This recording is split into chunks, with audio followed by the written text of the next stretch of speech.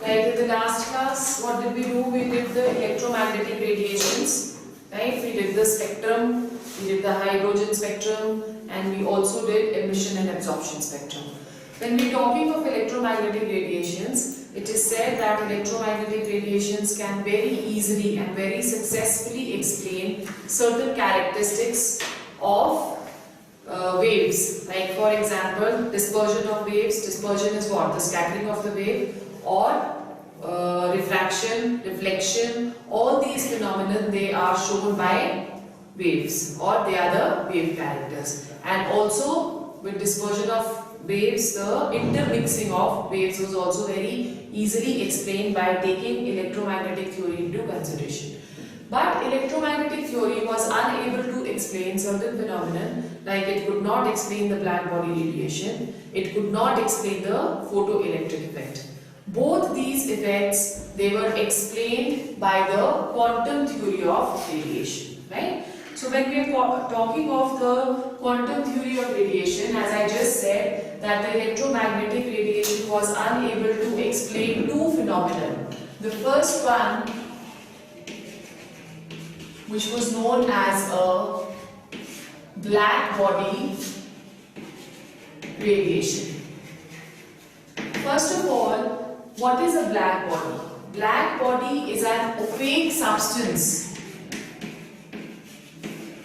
It is an opaque substance. What is opaque? We have three types of substances. We have transparent, we have translucent, and we have opaque. You have done this in physics, right? So transparent is you can just see through properly from that object, right? And translucent is you can't see through very clearly. It can absorb certain light. And what is opaque? Opaque is something through which you cannot see at all. That is what opaque is. Okay, so it is an opaque object that emits thermal radiation. So any opaque object which is emitting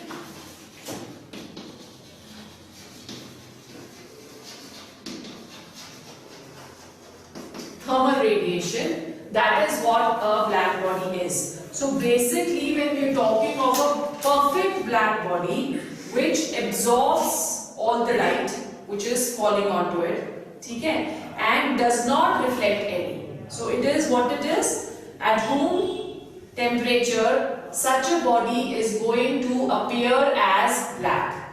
So it is a perfect absorber and it is a perfect emitter, right? It is going to absorb all the radiations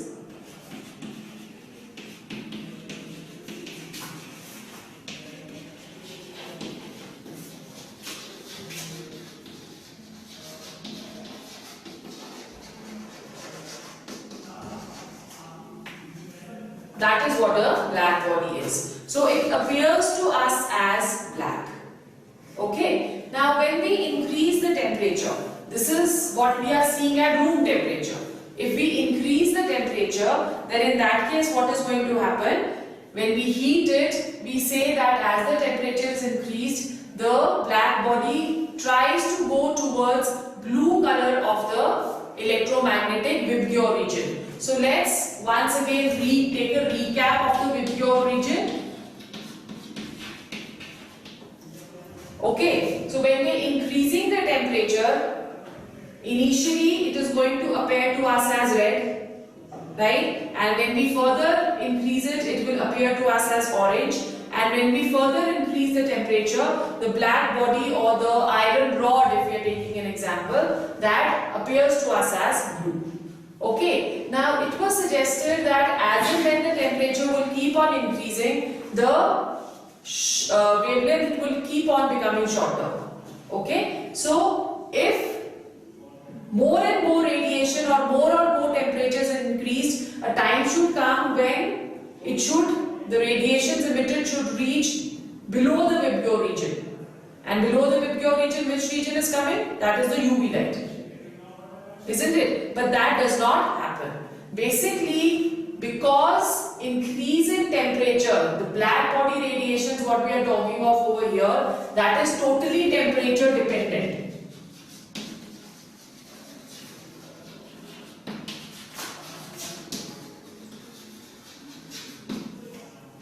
right? That is totally temperature dependent. So if we keep on increasing the temperature and we are considering the wave theory, then according to the electromagnetic spectrum, the radiations emitted should come below the Vibgyor region into the UV region, which rarely does not happen. So over here the electromagnetic wave theory, that was given a question mark, right? Black body radiation was not explained on the basis of what? On the basis of electromagnetic theory. Have you understood? Okay. Then there was two scientists who was working on to it simultaneously. The first scientist was Max Planck and the second scientist was Lord Rayleigh.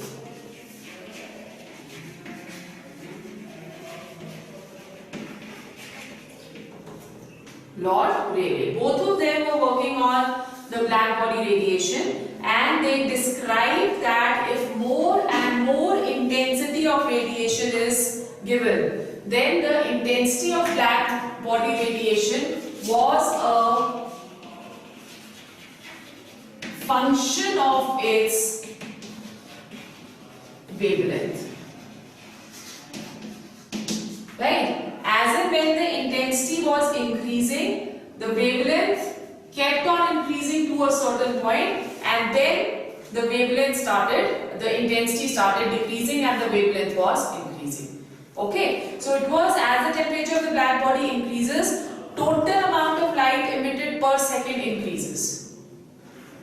Total light emitted per second increases and the wavelength of the spectrum peak shifts to the blue color. That is what we have said over here, that if we keep on increasing the temperature, then it starts getting red, then orange, then green, and then to blue. It keeps on shifting towards blue, and blue has a shorter wavelength. Okay, so for example, if as I told you we are heating an iron bar. When we heat an iron bar, initially the iron bar will start appearing to us as red. Okay, we further increase the temperature, it starts appearing orange. On further increase, it starts appearing blue. Okay, so blue is the maximum intensity. After that, even if you keep on increasing the temperature, there is going to be no change in color. Right? So, blue and white, ultimately then it will appear to us as white. Okay, so wavelength of maximum emission from a black body is inversely proportional to temperature. This is wavelength of the emitted radiation from the black body, that is inversely proportional to temperature. Shorter the wavelength, then what will happen? Higher is going to be the temperature. Right? Shorter the wavelength, higher is the temperature. Radiation of black body is determined only by temperature. That also I have told you that it is only temperature dependent. Okay, it will not depend upon the shape or the size or the composition of any substance. It will only depend upon the temperature. And then in practice there is no perfect black body. Practically there is no perfect black body except for graphite. Except for graphite. Graphite absorbs all the radiation falling on it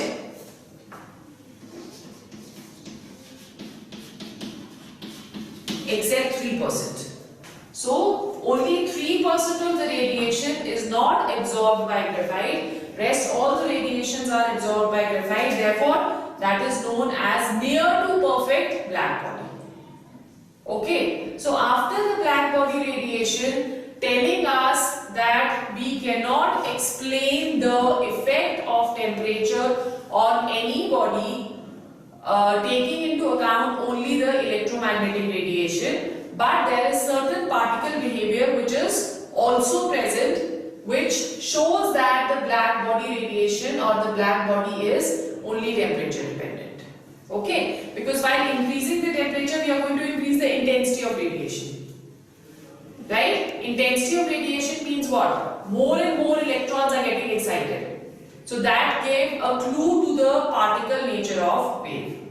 The second phenomenon which gave us the same information was the photoelectric effect.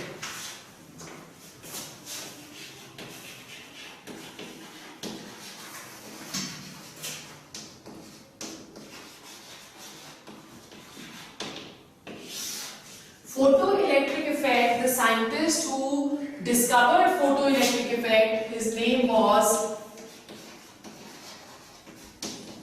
H. Hertz. Now, what did he say? He gave us an idea of the photoelectric effect. He said that if light of suitable frequency falls on a metal surface, here we are taking a detector, right? And here we have taken a metal. So if light of certain frequency falls on the surface of a metal, electrons are ejected. Now if we are completing this circuit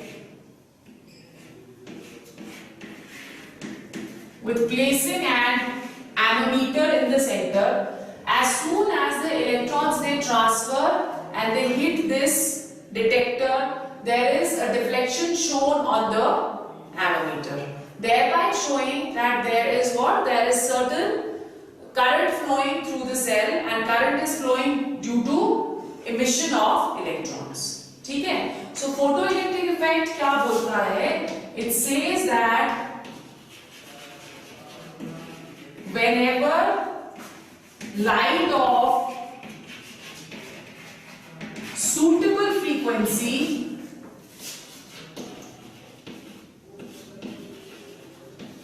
called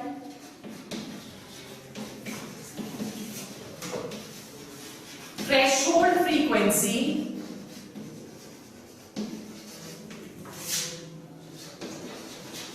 falls on the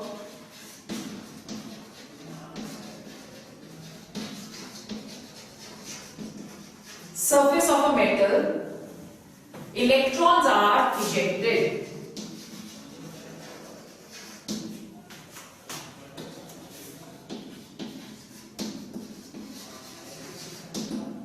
Right? Electrons are ejected. This is what the photoelectric effect was. Now, obviously, if something is moving, it should possess kinetic energy.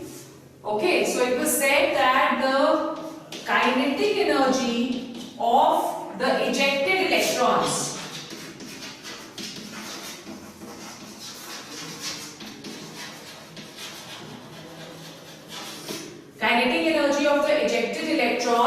was directly proportional to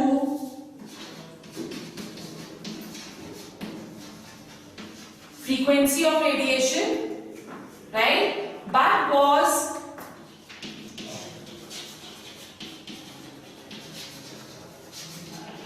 independent of intensity of radiation. Independent of intensity of radiation. So graphically, if a graph was drawn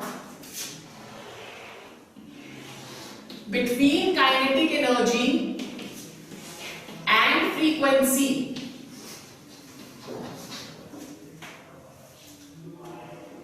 the graph came to be as a straight line where this point, that is the threshold frequency. No electron is ejected till the threshold frequency is attained, and every metal has a different value of threshold frequency, right? And then if a graph is plotted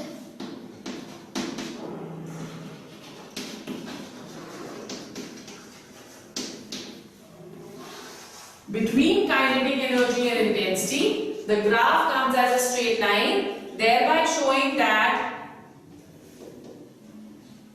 the kinetic energy is independent of the intensity. Okay. Now let's take an example to explain this. Let's say that we've gone on a beach, right? And beach, on the seashore, we have placed balls, beach balls.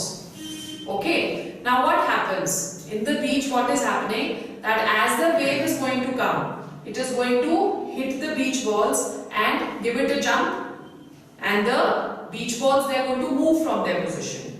Right? Now, how much is the movement of that beach balls? It will depend upon what? It is going to depend upon the intensity or the frequency of the wave. It will depend upon the frequency of the wave. Right? So, the frequency of the wave, more the frequency, more those beach balls, they are going to get better push and they will be moved more. Right? But if the intensity of the waves we are talking of, the intensity of the wave will not give the beach balls any different kind of an effect. It will give it the same effect. Right? So that is how we can show, we can take an example of the beach balls and explain the photoelectric effect. Now, when we are talking, when there were a lot of experiments done to explain the photoelectric effect, then there were certain observations which were made. The first observation was, as I just told you, that the electrons are ejected from the metal surface as soon as the beam of light strikes it. As soon as the beam of light strikes it, which means that there is no lag. It does not happen that the light has fallen and the electron jumps after a little while. That does not happen. As soon as the light will fall, the electron will be ejected. Right? This was the first observation which was made. The second observation was that for ejection of electrons, a certain minimum amount of frequency was required. Ejection of electrons, certain minimum amount of frequency was required, and this frequency was known as the threshold frequency.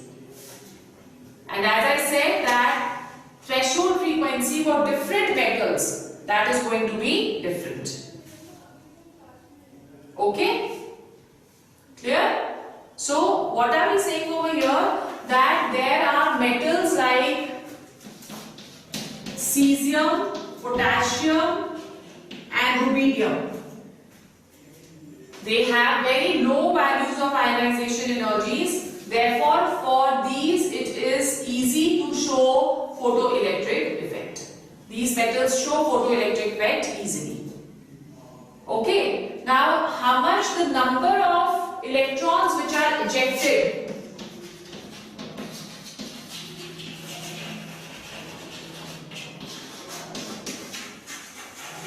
The number of electrons ejected depends upon what? That is going to depend upon the intensity of radiation.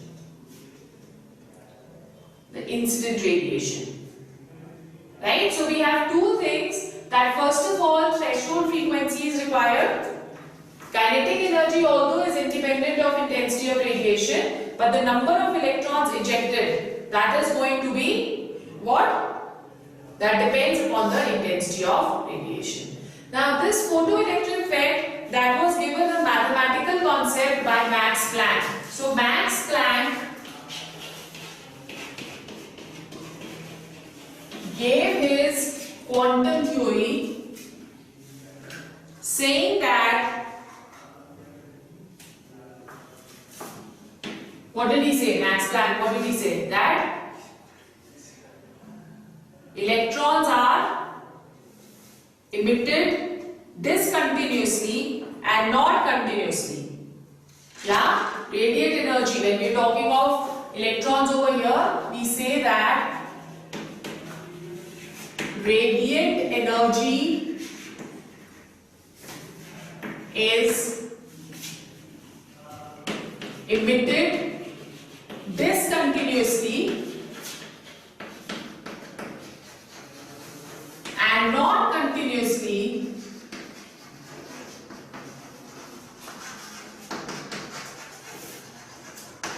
in the form of small packets of energy.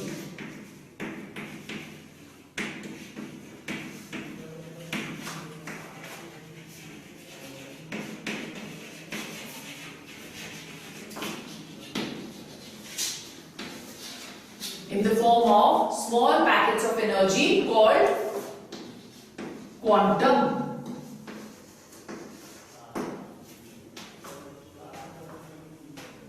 Right? And the energy associated with each quantum was directly proportional to frequency of radiation. Or we can also say that E is equal to h nu, where h is the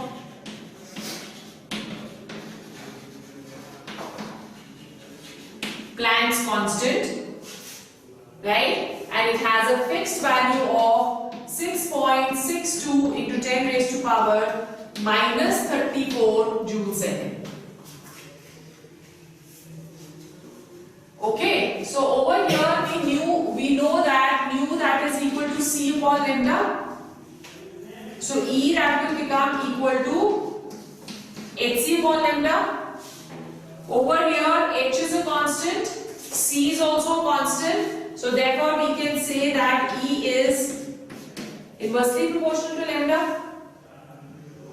Higher the energy of radiation, less is going to be lambda, and this is what the black body radiation was also suggesting. Okay. Now in case of light, when we are talking, the quantum in case of light, that is known as photons. Okay. So this is what the Planck's quantum theory was. Now according to Einstein said that energy that is equal to what? mc square. Okay. Over here we are taking into consideration the velocity of light, and m is the mass of the electron. Yeah, photon over here, because we are talking of the photon.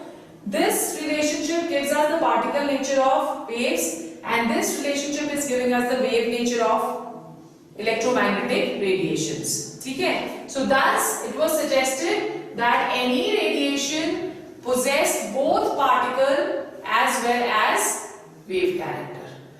Max Planck explained the photoelectric effect very, you can say, brilliantly. Let's see how. It is said that the energy of the electron, of any electron which is present, that is the sum total of the binding energy, the energy with which it is bound to the electron, and kinetic energy. Okay. Now E over here, that is equal to h nu according to Max Planck. Binding energy, that will be equal to h nu naught, right, plus kinetic energy. So kinetic energy of any ejected electron, that will be equal to what? h nu minus h nu naught. And if we take h as common, we get h nu minus nu naught, right? So over here there are three observations or three conditions. The first condition is that if the frequency of radiation is equal to threshold frequency, the first condition. So if this is equal to this, this becomes 0. 0 into anything is also 0. So for this condition, kinetic energy, that is going to be equal to 0. Got it? Then second, if frequency is less than threshold frequency, if frequency is less than threshold frequency, then over here kinetic energy will be a negative value, right? So over here we say that kinetic energy is negative and no electron is ejected. Okay, then the third condition is that mu is greater than mu naught, that is threshold frequency is greater than frequency of radiation is greater than threshold frequency. In that case, kinetic energy, that is going to become positive. Okay, and electrons will be ejected. Now over here, this relationship, that is h nu naught. This is also known as, this is also represented by omega naught, and this is also known as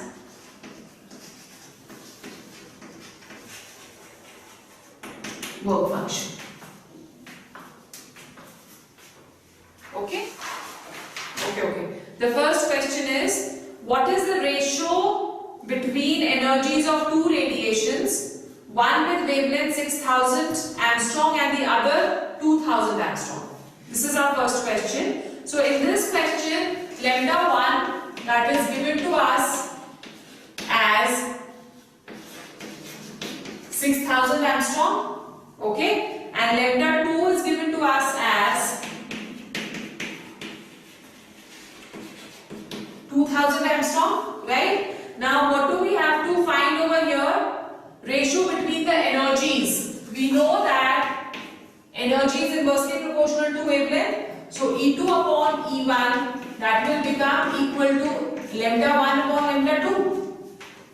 Right? Lambda 1 given to us is 6000 and 2000. So the ratio of E2 is to E1, that is equal to 3 is to 1. Okay? Or this can also be written as E2 is equal to 3 times E1. Okay? So this is the first question. Let's go on to the second question. The second question is, calculate the wavelength, wave number, frequency of photon having energy equal to 3 electron volt. Over here, the energy given to us is 3 electron volt. First we have to convert it into either joules or we convert it into whatever the value of H we are taking over here. Okay, let's say that we are taking the value of this thing as H is given to you as 6.62 into 10 raised to power minus 27 ergs. That is given to you in the question. 6.6 into 10 raised to power minus 27 erg second. Right? So we have to first convert this electron volt into erg second. What is the conversion factor? 1 electron volt, that is equal to 1.602 into 10 raised to power minus 12 ergs. Right? So 3 electron volt will be equal to what? 3 into 1.602 into 10 raised to power minus 12 ergs. Right? Now we know that E, that is equal to HC upon lambda. We have to calculate lambda, so lambda will become equal to HC upon E. Okay, the value of H given to us is 6.6 into 10 raised to power minus 27. The value of C, that is equal to 3 into 10 raised to power 8 upon the value of energy is 3 into 1.602 into 10 raised to power minus 12.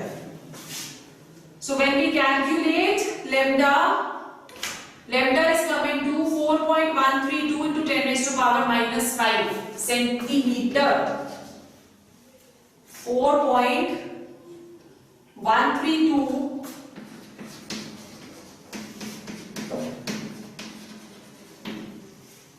okay, then we can calculate nu. Nu is C lambda, or nu can also be calculated from energy. E is equal to H nu. Okay, but let's say over here nu is equal to C upon lambda, so that will be 3 into 10 raised to power 8 meters per second. This is given in centimeters, so this has to be converted into meters. Or what we can do over here is take the value in centimeters, and over here also we can take the value in centimeters. Okay, divided by 4.132 132 into 10 raised to power 5. Right? So this is coming to as what? Frequency is coming to as 7.26 into 10 raised to power 14.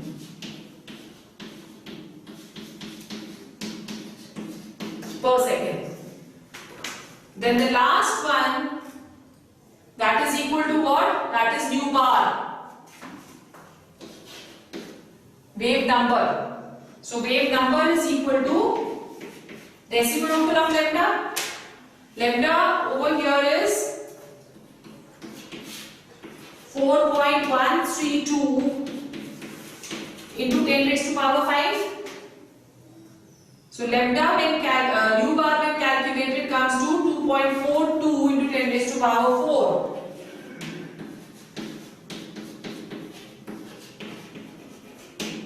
Per centimeter. Okay, so this is how this question had to be done.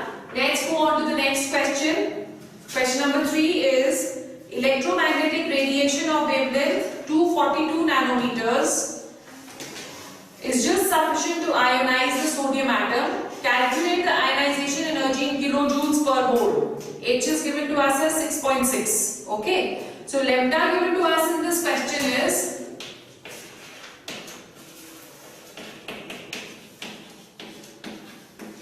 242 nanometers, right? So if we are going to convert this, let's convert it into meters. So meters, this will come to 242 into 10 raised to power minus 9 meters. Okay, the value of C also you know, right? So energy that will be equal to what? Hc upon lambda is equal to 6.6 into 10 raised to power minus 34 into 3 into 10 raised to power 8 upon lambda is 242 into 10 raised to power minus 9, right? This when calculated it comes to 0.082 into 10 raised to power minus 17.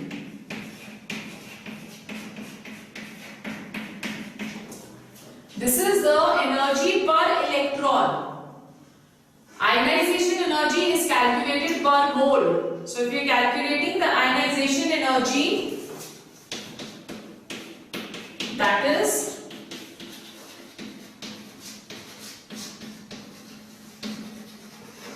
energy per mole. So energy per mole means 0.082 into 10 raised to power minus 17 into 6.02 into 10 raised to power 23. So this when calculated comes to 493.6 kilojoules per mole. 493.6 kilojoules per mole.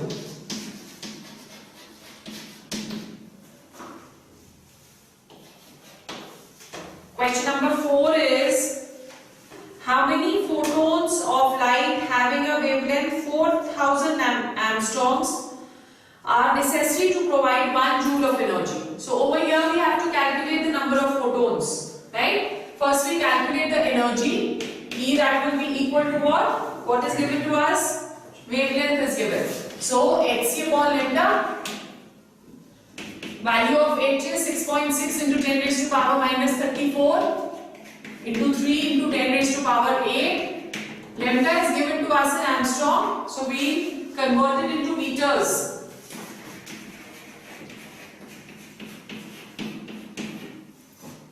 (4,000 into 10 raised to power minus 10). So energy when calculated comes to 4.965 into 10 raised to power minus 19 joules.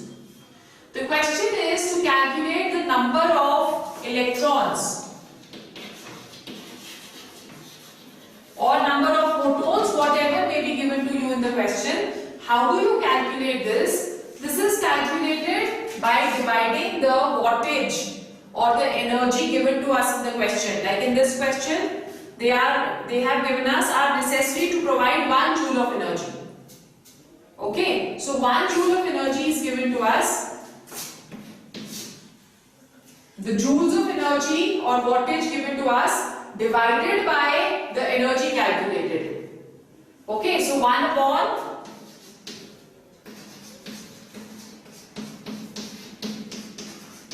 10 raised to power minus 19. And this one when calculated comes to 2.01 into 10 raised to power 18. Remember one thing, that over here if in the answer you are getting a negative value of the power, 10 raised to power negative value in the answer, that means your answer is wrong.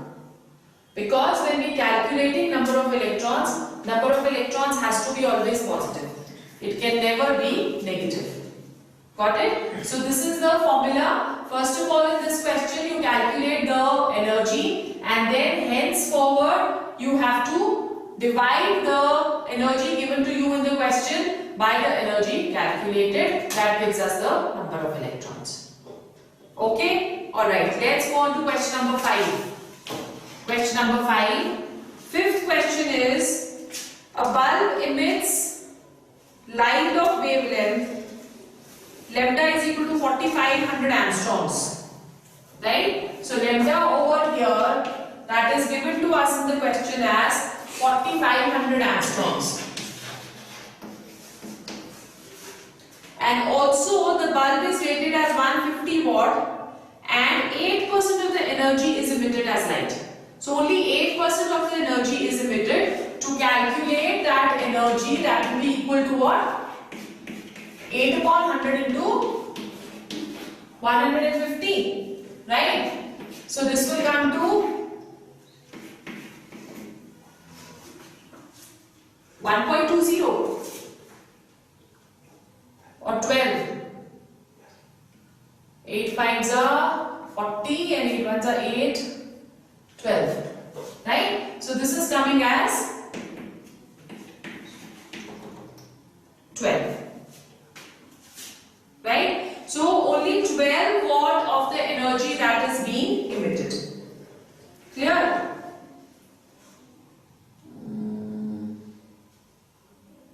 Are we right or are we wrong? I think we are right. Then after that, now you calculate the energy corresponding to lambda. E is equal to hc upon lambda. So this will be equal to 6.6 into 10 raised to power minus 34 into 3 into 10 raised to power 8 divided by lambda. Lambda is 4500 angstroms. So 4500 into 10 raised to power minus 10. The energy when calculated, it is coming to 4.42 into 10 raised to power minus 19 joules.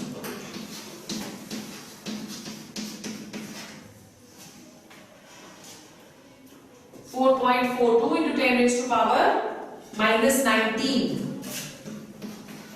Right? Now to calculate the number of photons,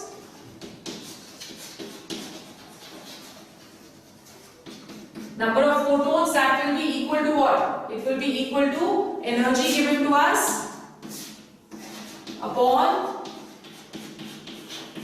energy calculated. 12 upon 4.42 into 10 raised to power minus 19. This is coming to 27.2 into 10 raised to power 18 photons. Okay? Alright then. Question number 6 is, a near ultraviolet photon of 300 nanometers is absorbed by a gas and then re-emitted as 2 photons. One photon is red with a wavelength of 760 nanometer. What would be the wave number of the second photon? Okay, so over here they have given us the total energy, okay, and we have 2 photons. So let's say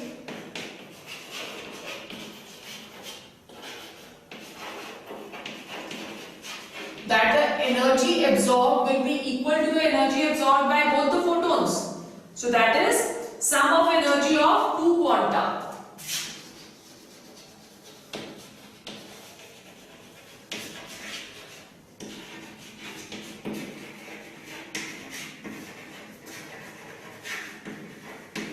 Sum of energy of two quanta. Okay. Let's say that the energy absorbed that is equal to Hc upon lambda. Lambda given to us is 300 nanometers. So that will be 300 ही दिया है ना? हाँ 300 nanometers को meters में convert करके 300 into 10 raised to power minus 9. ठीक है? Then that is equal to the energy of the first photon. So for the first photon, lambda is given to us as 760. So Hc upon 760 into 10 raised to power minus 9 plus Hc upon the next lambda is not given to us. So let's take it as lambda and convert it into meters. So that will be equal to 10 raised to power minus 9 meters. From here we have to now calculate lambda. How will you calculate lambda from here? We can take Hc common. 1 upon 760 into 10 raised to power minus 9 plus 1 upon lambda into 10 raised to power minus 9. Okay? Hc, when we take it on this side, Hc and Hc can be cancelled. So what do we have? 1 upon 300 into 10 raised to power minus 9, that is equal to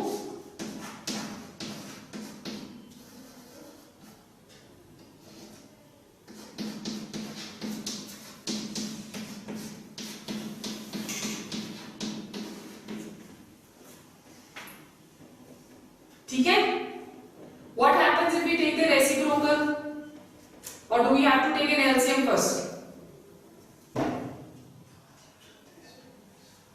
If we reciprocate all of these, they will become the wave numbers, na? So wave number of this is equal to wave number 1 plus wave number 2. That is how it will become. So if we reciprocate, we take the reciprocal.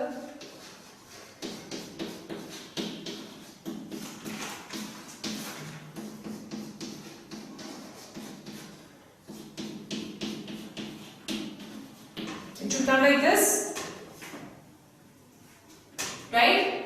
So lambda that will become lambda into 10 raised to power minus 9 will become equal to what? We will take it on the other side. Yeah. So when we calculate this, the wave number that becomes equal to, we have to calculate the wave number only, na? So wave number is 1 upon lambda. Wave number when calculated comes equal to 2.02 to 10 raised to power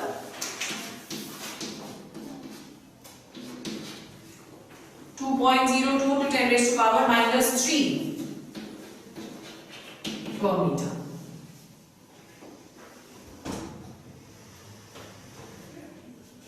ठीक है? Or you can even skip this step over here.